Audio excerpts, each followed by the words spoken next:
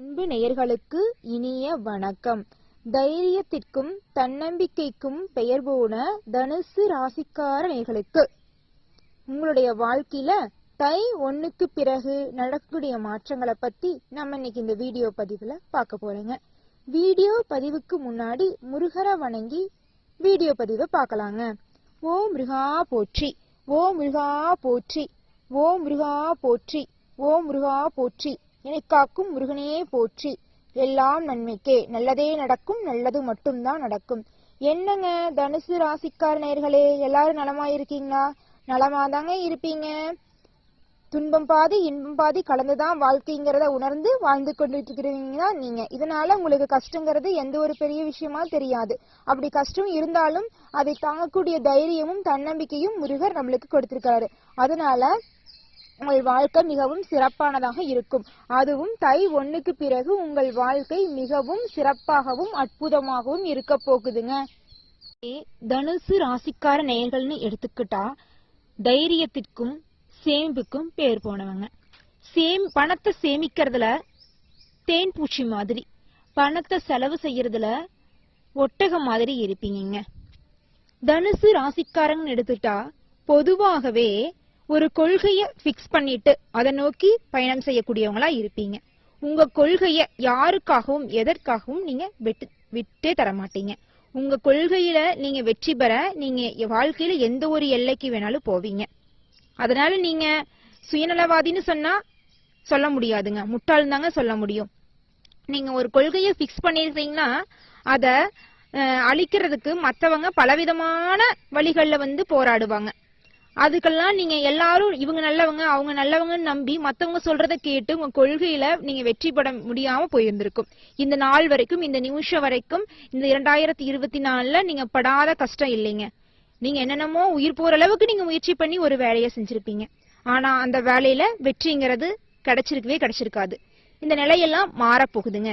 இந்த 2025 தை 1க்கு பிறகு உங்கள் வாழ்க்கையில் மிகப்பெரிய மாற்றம் நடக்க போகுதுங்க. கண்டிப்பா இந்த மாற்றம் நடந்தே தீரும். ஏன்னா இந்த மாற்றம் முருகர் எடுக்கக்கூடிய மாற்றம். ஓம் முருகா போற்றி, ஓம் முருகா போற்றி, ஓம் முருகா போற்றி. என்னை காக்கும் முருகனே போற்றி. எல்லாம் நன்மைக்கே.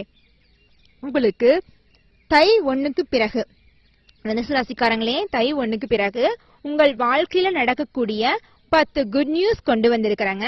இதெல்லாம் கண்டிப்பா நடந்தே தீரும். முதலாவது குட் நியூஸ், ஷேர் மார்க்கெட் மூலம் உங்களுக்கு பணவரவு அதிக அளவு வரப்போகுது. அது மட்டும் இல்லைங்க. இரண்டாவது குட் நியூஸ், நீங்க செய்யும் தொழில் மூலம் லாபம் பல மடங்கு அதிகரிக்க போகுது. மூணாவது குட் நியூஸ், சொந்த ஊர்லயே ஒரு சின்ன வீடு கட்டி சந்தோஷமா வாழ போறீங்க. நாலாவது குட் நியூஸ், உங்களுக்கு சொந்தமா நிலம் வாங்க போறீங்க. அஞ்சாவது குட் நியூஸ், உங்க இல்லத்துல கடன் இல்லாம அன்போட வாழ போறீங்க. ஆறாவது குட் நியூஸ், புதிய நண்பர்களின் சந்திப்பு உருவாக போகுதுங்க. ஏழாவது குட் நியூஸ், திருமணம் ஆகாதவங்களுக்கு திருமணம் நடக்க போகுது. எட்டாவது குட் நியூஸ், குழந்தை பாக்கியம் கிடைக்க போகுதுங்க. 9வது குட் நியூஸ், நிம்மதியான உறக்கம் இல்லாம தவிச்சிட்டு இருந்தீங்க இந்த நாள் வரைக்கும், இந்த நிமிஷம் வரைக்கும். இனி வரக்கூடிய காலகட்டத்துல நிம்மதியா எந்த ஒரு பிரச்சனையும் இல்லாம உறங்க போறீங்க.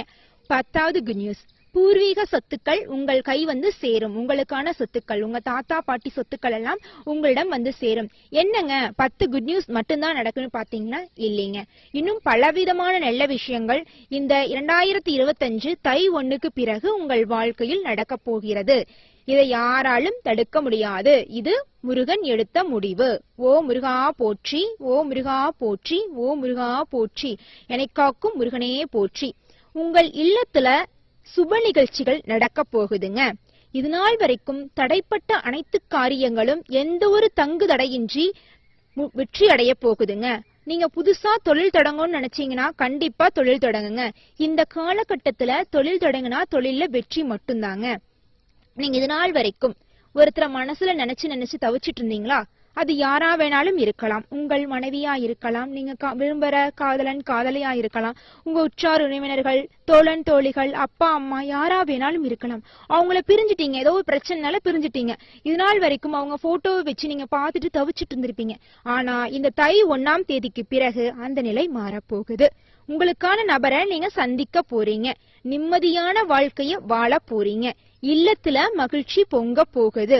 உங்க கையில பணமழை குவிய போகுதுங்க. அந்த பணமழைய நீங்க மட்டும் பயன்படுத்தாம மத்தவங்களுக்கும் கொடுத்து உதவ போறீங்க. மிகவும் அற்புதமான வாழ்க்கைய நீங்க வாழ போறீங்க. தனுசு ராசிக்கார நேயர்களே, தை 1க்கு பிறகு நீங்கள் மறுஜென்மம் எடுக்க போகிறீர்கள். முருகனை வணங்கி எந்த ஒரு காரியத்தை செஞ்சீங்கனாலும் அந்த காரியத்தில் வெற்றி நிச்சயம் நடக்கும். தோல்விக்கு இடமே கிடையாது. ஓ முருகா போற்றி, ஓ முருகா போற்றி, ஓ முருகா போற்றி, எனைக்காக்கும் முருகனே போற்றி.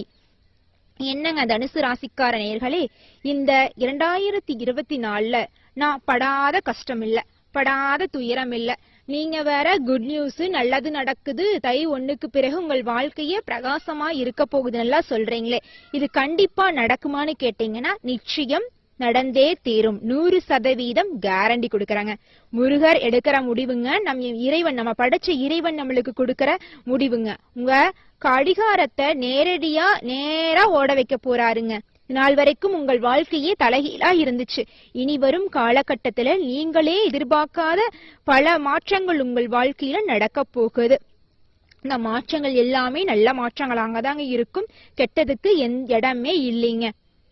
அதுதாங்க உங்க இல்லத்துல இது நாள் வரைக்கும் உங்களை புரிஞ்சுக்காத உங்கள் காதல் மனைவி, உங்க அப்பா அம்மா, குழந்தைங்க எல்லாருமே உங்களை புரிஞ்சுக்க போறாங்க. உங்க இல்லத்துல அன்போடவும் பாசத்தோடவும் எல்லா நபர்களும் நடந்து கொள்ள போறாங்க. ஒரு கடன் இல்லா வாழ்க்கை, நிம்மதியான வாழ்க்கை, நிம்மதியான முறக்கத்தோட வாழ போறீங்க. உங்கள் உடல் நிலையில எடுத்துக்கிட்டீங்கன்னா எந்த ஒரு பிரச்சனையும் இல்லாம சந்தோஷமா வாழ போறீங்க. இதனால் வரைக்கும் உங்களுக்கு இருந்த உடல்நல பிரச்சனை எல்லாம் காணல் நீர் போல காணாம போக போகுதுங்க. தொழில் ரீதியா எடுத்துக்கிட்டா இந்த நாள் வரைக்கும் இருந்த கடன் பிரச்சனைங்க, நீங்க புதுசா தொழில் தொடங்கிருப்பீங்க. ஒரு பொட்டி கடையா இருக்கலாம், ஒரு பெரிய டிபார்ட்மெண்ட் ஸ்டோரா கூட இருக்கலாம். எந்த தொழில் தொடங்கி இருந்தீங்கனாலும் அந்த தொழில நீங்க பலவிதமான முயற்சி செஞ்சு பார்த்திருப்பீங்க. இந்த தொழில நம்ம வெற்றி பெறணும், இந்த தொழில் நம்பிதான் நம்ம குடும்பம் இருக்குதுன்னு நீங்க அந்த தொழில முழு மனதோட இறங்கி தொழில செஞ்சிருப்பீங்க. ஆனா உங்களுக்கு கடைசியில கடந்தது என்னமோ பார்த்தா தோல்விதான். கடனை வாங்கி முதல் போட்டு தொழில் பண்ணிருப்பீங்க. உங்களுக்கு கடைசியில மிஞ்சினது கடனாளி ஆனதுதாங்க. உங்களுக்கு இன்னும் வரும் காலகட்டத்துல கடன் பிரச்சனையெல்லாம் நீங்கி வியாபாரம் அமோகமாக இருக்க போகுதுங்க. வெற்றிவாக சூட போறிய காலகட்டம் வந்துருச்சுங்க. இதை யாராலும் தடுக்கவே முடியாது. அரசு உத்தியோகத்திலையும் தனியார் உத்தியோகத்திலையும் தற்காலிகமா பணியாற்றிட்டு இருக்கீங்களா? உங்களுக்கு இனி வரும் காலகட்டத்துல நிரந்தரமான பதவி கிடைக்க போகுது. படிப்புக்கு ஏற்ற வேலை இல்ல. இறைவா, நான் படிச்சது 2 டிகிரி படிச்சிருக்கேன், நான் அதை படிச்சிருக்கேன், இதை படிச்சிருக்கேன். எனக்கு என் சொந்த ஊர்ல இந்த ஒரு 7,000 ரூபாய், இந்த 8,000 ரூபாய் சம்பளத்துக்கு வேலைக்கு போயிட்டு இருக்கேன். வேலை கிடைக்கலையே. இந்த சம்பளத்துக்கு வேலைக்கு போறத கூட நான் தப்பா நினைக்கல, கஷ்டப்படல. ஆனா அவங்க என்னை அப்படி கஷ்டப்படுத்துறாங்க. ஒரு நாள் உடல்நல சரியில்லைனா கூட லீவ் போடுறதுக்கு விடுறது இல்லைங்க. விடுப்புன்னு கேட்டா உனக்கெல்லாம் காய்ச்சலுங்கிற தனிப்பட்ட விஷயப்பா, விடுப்பு எடுக்க முடியாது, உனக்கொசரம் இன்னொரு ஆளை வேலைக்கா போட முடியும்னு உங்களை ஏளனமா பேசுவாங்க. என்ன பண்றது, நம்மளுடைய சூழ்நிலை, பணத்துக்காக வேலைக்கு போயிட்டோம், கண்ணீர் சிந்திக்கிட்டு நம்ம வாழ்ந்துதாங்கன்னு ஆகணும் அப்படின்னு தவிச்சிட்டு இருந்தீங்களா? இனி வரும் காலகட்டத்துல உங்களை கஷ்டப்படுத்தினுக்கு எல்லாத்துக்குமே கடவுள் பதிலடி கொடுக்க போறாருங்க. நீங்க அது நாள் வரைக்கும் எதிர்பார்த்து காத்துட்டு இருந்த ஒரு நல்ல வேலை, உங்க படிப்புக்கேத்த வேலை, கை நிறைய சம்பளத்தோட கிடைக்க போகுது. இதெல்லாம் நிச்சயமா நடக்கும். நீங்க கண்ணீர் மட்டும் விடாதீங்க. முருகனை நம்பினீங்கல்ல, அவர் உங்களை கைவிடவே மாட்டாரு. ஓ முருகா போற்றி, ஓ முருகா போற்றி, ஓ முருகா போற்றி, எனைக்காக்கும் முருகனே போற்றி. எல்லாம் நன்மைக்கே, நல்லதே நடக்கும், நல்லது மட்டும்தான் நடக்கும். காரியத்தை செஞ்சாலும் முருகரை வணங்கி அந்த காரியத்துல முழு மனசோட இறங்குங்க. அந்த காரியத்துல வெற்றி மட்டும்தாங்க, தோல்விக்கு இடமே கிடையாதுங்க. முருகா முருகா, நான் வாழ்க்கையில நல்லதே நடக்கணும். நான் இது நாள் வரைக்கும் பட்ட கஷ்டத்தை என்னால வார்த்தையால சொல்ல முடியல, அந்த அளவுக்கு படாத கஷ்டம் பட்டுட்டேன். இனி வரும் காலகட்டத்திலேயாவது என் வாழ்க்கை சிறப்பா இருக்கணும், அதுக்கு நீதாப்பா வழிகாட்டணும்னு முருகரை வணங்கி முழு மனசோட முருகலை வழிபட்டு நீங்க எந்த ஒரு காரியத்தையும் பொறுமையா செஞ்சீங்கன்னா அந்த காரியத்துல வெற்றி நிச்சயம். ராசியில் பிறந்தவர்களோட நட்சத்திர பலன்களை பத்தி நம்ம பார்க்கலாங்க. முதலாவதாக மூலம் நட்சத்திரம். மூலம் நட்சத்திரத்தில் பிறந்தவர்களுக்கு இந்த ஆண்டு லாபம் உண்டாக போகுது. எதை செஞ்சீங்கனாலும், எந்த தொழில செஞ்சீங்கனாலும் அதுல லாபம் மட்டும்தாங்க. தொட்டதெல்லாம் தொடங்க போகுதுங்க. பணம் விஷயங்களை கையாள்வதில் கவனம் தேவை. உடன் இருப்பவர்களிடம் முக்கியமான விஷயத்தை சொல்லும் போது கவனமாக இருக்கணுங்க. எல்லாரும் நல்லவங்கன்னு நம்பி நீங்க சொல்லிருவீங்க. ஆனா இந்த உலகத்துல யாரும் நல்லவங்களே கிடையாது. எல்லாம் தான் மட்டும்தான் நல்லா இருக்கணும், தன் குடும்பம் நல்லா இருக்கணும் அப்படின்னு சுயநலவாதியாக இருப்பாங்க. அடுத்ததா பூராடம் நட்சத்திரம். இந்த ஆண்டு மனம் மகிழ்வுபடியாக எல்லாமே நடக்கும். நீங்க எதிர்பார்த்த அனைத்து விஷயங்களும் நடக்கக்கூடிய விஷயங்களா இந்த வருஷம் உங்களுக்கு இருக்கு. பண வரத்து பல மடங்கு அதிகரிக்க போகுதுங்க. இல்லத்துல அன்பு நிறைந்த வாழ்க்கைய நீங்க வாழ போறீங்க. மிகவும் சந்தோஷமான வாழ்க்கைய, கடன் இல்லாத வாழ்க்கைய வாழ போறீங்க. உத்திராடம் 1ஆம் பாதம். இந்த ஆண்டு எடுத்த காரியத்தை, எடுத்த செயலை செஞ்சு முடிப்பீங்க.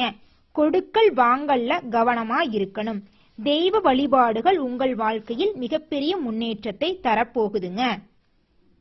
ராசிக்கார நேர்களே, தை 1க்கு பிறகு உங்கள் வாழ்க்கையே மிகவும் சிறப்பாகவும் ஆனந்தமாகவும் இருக்க போகுதுங்க.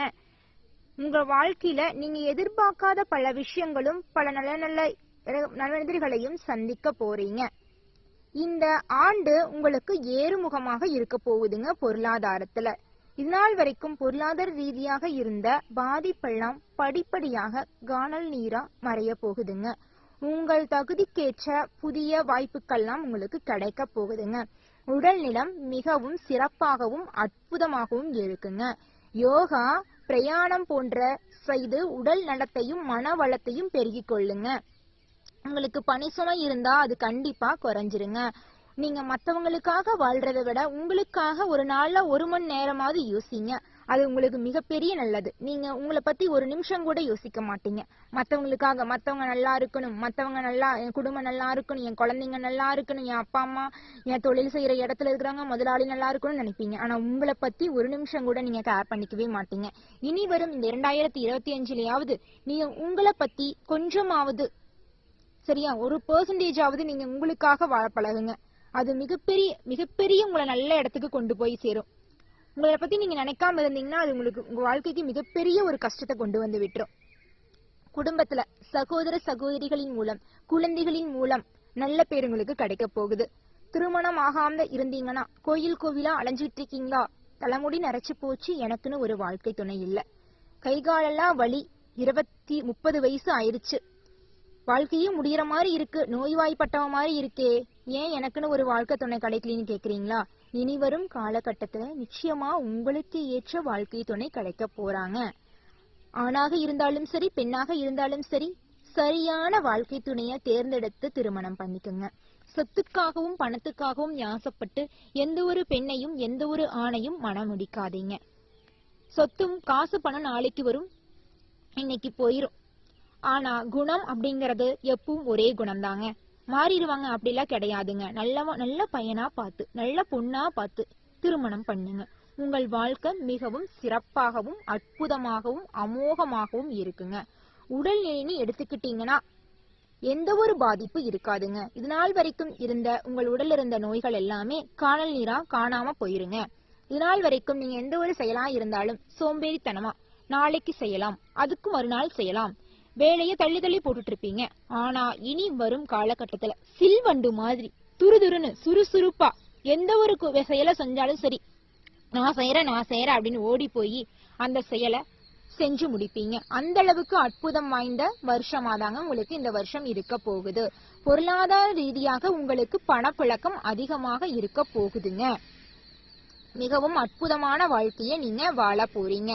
கலைத்துறையில இருந்தீங்கன்னா உங்கள் தகுதிக்கு ஏற்ற வாய்ப்புகள் உங்களுக்கு கிடைக்க போகுதுங்க. மிகவும் அற்புதம் நிறைந்த வருஷமா உங்களுக்கு இந்த தை 1க்கு பிறகு இந்த 2025 இருக்க போகுதுங்க.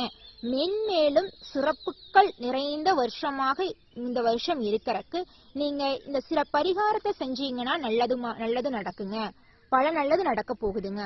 பரிகாரம் என்னன்னு பாத்தீங்கன்னா, அடிக்கடி சித்தர் ஆலயத்திற்கு சென்று நெய் தீபம் ஏற்றி வரவும். என் அதிர்ஷ்ட கிழமைகள்னு பாத்தீங்கன்னா ஞாயிறு, வியாழன், வெள்ளி. அதிர்ஷ்ட எண்கள் 1, 3, 6.